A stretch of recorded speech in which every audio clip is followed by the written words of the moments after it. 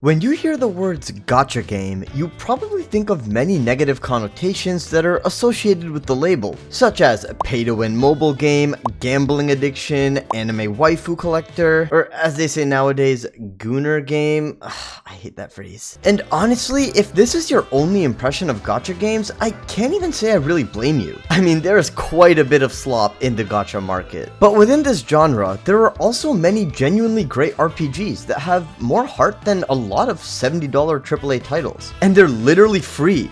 Or are they really? Today I'm going to address many of these common criticisms that gacha games get, as well as share some of my favorite games in the genre to show you why you should stop sleeping on these games without giving them a try. So what exactly makes a gacha game? It's a live service game that is typically free to play with the inclusion of microtransactions and gacha mechanics, which are similar to loot boxes. You essentially use currency that you obtain through the game or through purchases to wish for characters and weapons in hopes of summoning them for your account. This monetization model is often criticized for being addictive and compared to gambling. And look, I'm not gonna sit here and pretend that this system doesn't have these problems. In many cases, it can be somewhat predatory in nature, especially depending on the quality of the game. If gacha mechanics genuinely put you off of these games, then that's understandable. However, it is important to realize that many of these games can be fully enjoyed without spending a single penny. Of course, this does depend on the game, as some are more generous than others, but I will show you some of my favorite games in a bit. Because first, I want to address whether these games are even worth your time. As we all know, live service games can be very time consuming, especially since they're ongoing games and constantly getting updated. Most gacha games feature a daily mission system, where you log in and complete a few simple tasks every day for a consistent source of wishing currency. These don't usually take up too much time, but they can tend to get monotonous after a while.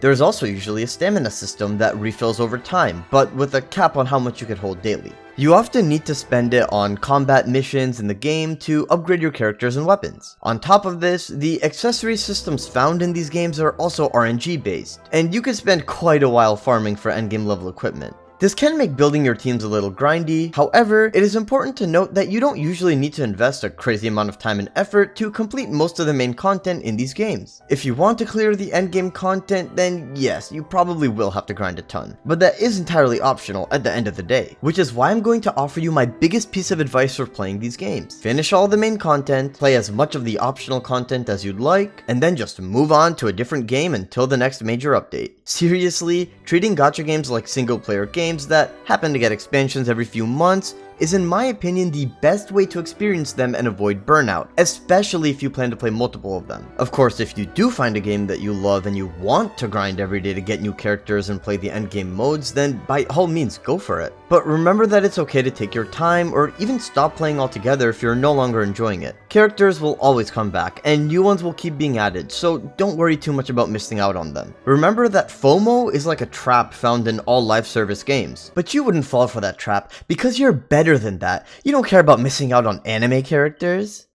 Regardless, as long as you are enjoying these games and playing them doesn't start feeling like a chore, then I don't think that there's anything wrong with wanting to commit a lot of time to them. I mean, these games can seriously be very fun and hard to put down sometimes. Speaking of which, I want to show off some of my favorite games in the genre, starting with the one that you've probably heard of the most. Genshin Impact is arguably the most widely known and successful game in the gacha market, and for good reason too. This game features some of the most beautiful environments in the genre that are very fun to explore. Genshin has a massive open world. No, genuinely, it's huge. I mean, just look at the map, and there's multiple layers to it too. There's entire underground sections, underwater areas, you name it. Each region is very diverse, with many places being inspired by different locations and cultures from our own world. The world of Teyvat is so much fun to explore, especially due to the lore of the world. Genshin is very committed to its lore and world building, and you will find optional lore literally anywhere if you want to take the time to read it. Now, granted, it can feel like there is an extensive amount of dialogue, and not everyone will enjoy reading it, but to be fair, this isn't something exclusive to Genshin. Pretty much all of the games I will be showing you have a lot of dialogue that can sometimes feel like a slog to get through, especially for small quests or limited time events. This is partially due to gacha games typically following a sort of visual novel style of storytelling, and I can understand why it may feel daunting for some. Still though, I think Genshin has really good side content because of how in-depth the lore is, and in my opinion, it's where the game shines the most. The soundtrack of this game is also amazing, and it makes exploring the world even more fun. Genshin also features an interesting combat system focused on elemental reactions, which makes playing different characters and trying out team compositions very enjoyable. The main story is great as well, especially during the later parts of the game. It is a little weaker in the first couple of chapters in my opinion, but I do believe that it's a story worth sticking with, as it just keeps getting more interesting. Honestly, the Fontaine chapter is probably the best storyline out of any gacha game I've played. It's genuinely really good. Overall, Genshin Impact is a very fleshed out game, with tons of fun and interesting content. In fact, there was a time when I played this game every single day for over a year and a half. That is not an exaggeration. Oh, and did I mention I used to be a hater before I tried it? Genshin to me was a perfect example to not judge a book by its cover when it comes to games. It's by no means a perfect game, and there are a lot of valid criticisms against it compared to other games in the genre. However, it is definitely my favorite gacha game, and one of my favorite games in general. The next game I want to talk about is Honkai Star Rail, a space fantasy RPG with turn-based combat. This game is also made by Hoyoverse, the same creators of Genshin Impact, and similarly is a high-quality game. It features an interesting story as you travel across planets and meet cool characters. This game has a lot of high-quality visuals with flashy animations and unique scenery across the different planets. In my opinion, this game also has the strongest beginning chapters out of all of the gacha games I've played, and they do a great job of getting you interested in the world and characters. Now, that is not to say that Star Rail peaks at the beginning and falls off or anything, as the Penacony chapter was great as well and featured some interesting character writing. This game is not open world, meaning exploration is on a much smaller scale, although if you actually prefer linear games, then that might not be a bad thing. This game also offers quite a bit of endgame content for those who enjoy the combat. However, I personally haven't played these modes that much due to not being very interested in the gameplay. Now, don't get me wrong, I love turn-based games. I just find Star Rail's combat to be a bit basic compared to games like Pokemon, Persona, and Metaphor, which have some of my favorite turn-based combat systems that I love. Still though, just because Star Rail's combat is more on the simple side doesn't necessarily mean that it's bad. If anything, it's probably easier for casuals to get into, or for people who don't like a lot of complexity in combat. I just personally prefer turn-based combat with more customization and complexity within battles. Farming for endgame equipment is easy in this game though, as you could just auto-battle everything, making grinding pretty mindless. So if you do enjoy the combat, then it doesn't take as much effort to build your team since it can be automated. The music in this game is amazing as well, since Hoyoverse is secretly a music company making video games as a disguise. Anyways, Honkai Star Rail is yet another game that stands out in the gacha space, and I do recommend it. A newer gacha game that I would like to talk about is Wuthering Waves. This is another open world RPG made by Gacha Games, and it features a more action-oriented combat system. The combat is a little more mechanically intensive compared to other gacha games, which makes it stand out from them. Wuthering Waves also has some really cool visuals and environments, especially thanks to it being one of the more modern open world gacha games. Speaking of which, the world is also pretty fun to explore, especially due to the several movement options that you have access to. The ecosystem is also a unique take on the traditional accessory system found in most gacha games, as it adds a monster catching element to it. However, there is something important that I would like to address regarding my experience with this game. In my opinion, Wuthering Waves has a pretty rough beginning. The gameplay, while fun in many aspects, wasn't as enjoyable to me in the early parts of the game. However, the main problems that I had with it had to do with the plot and storytelling structure. A lot of the story felt very slow and monotone when characters spoke, and it felt really hard for me to get fully immersed. Some of the dialogue felt very bloated as well, and although this is sort of a problem in every gacha game as I mentioned earlier,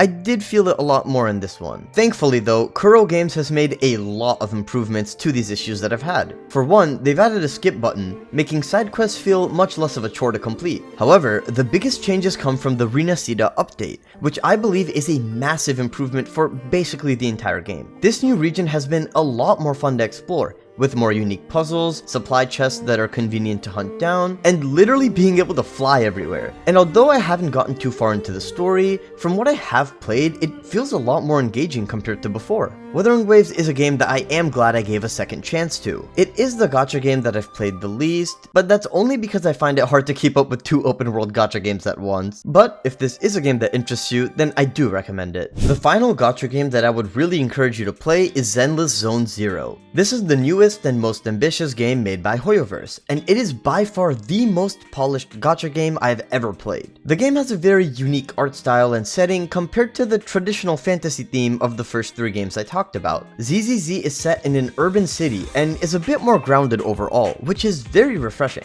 This allows for the game to be more character driven, which I honestly really like. There's actually a mode where you can interact with your characters and hang out with them, making them feel more alive within the world. And that's not to say the overarching plot is weak or anything, it's actually great, especially once it all starts coming together. The visuals and stylistic details in ZZZ are unmatched as well. I mean, this game has so much sauce. The area in which this game shines the most is definitely the combat. ZZZ has an arena-based hack-and-slash combat system that is super satisfying and immersive. Each character has unique combos and super flashy animations that are very fun to pull off. I play on controller as well, so the rumble adds even more to the immersion. There are also a lot of fun endgame modes in this game, giving you so much content to engage with the combat, and it gets pretty difficult too. And if all of this sounds interesting to you, let me tell you my favorite thing about this game. ZZZ is the perfect side game because of how little time it takes to do any of the live service stuff. Let me explain. Dailies in this game can literally take 30 seconds to complete if you're not spending your stamina. Farming equipment and upgrade materials for your characters can be done very quickly as well, as this game has a lot of quality of life features. It's also really easy to grind out side quests and limited time events, as most of them are pretty bite-sized. One of the major complaints that people had about this game was the grid-based TV mode that was used in story missions. Although it was kind of fun, it felt sluggish at times and broke the immersion of the storytelling. However, the developers have actually reworked the whole game to replace TV mode in main story missions with a much more immersive exploration mode. All of these features allow ZZZ to be a low maintenance game to play on the side for people like me, who are always playing a lot of other games. This game is constantly improving with every update, and it really feels like the developers take the players' feedback seriously. With the amount of detail and polish you can see everywhere you go, it's pretty clear that Zenless Zone Zero has a lot of heart and passion put into it. While it may not be perfect, it is the gacha game that I am currently enjoying the most, and I highly recommend it. The future of gacha games is looking to be very bright, as there are several upcoming games that I am very excited for. I'm eagerly anticipating a global release of Persona 5 The Phantom X, as I'm a huge Persona fan, and it seems like a fun spin-off of P5. Arknight's Endfield is another game that I can't wait to play, as it looks really good and is releasing later this year. A couple of more gacha games that look pretty interesting are Neverness to Everness and Ananta, both of which I'm looking forward to seeing more information about. The gacha industry just keeps evolving with the release of each high-budget game. Although there are still many cash grabs on the market, dismissing the whole genre because of them would mean you're missing out on several high-quality games. I hope that this video has been able to give you a new perspective on these games, or maybe even make you interested to check some of them out. If you've made it this far, I really hope you enjoyed the video. These videos take a lot of time and effort to make, so showing your support by subscribing would be much appreciated. Let me know which of the games I covered interested you the most in the comments. Thanks for watching.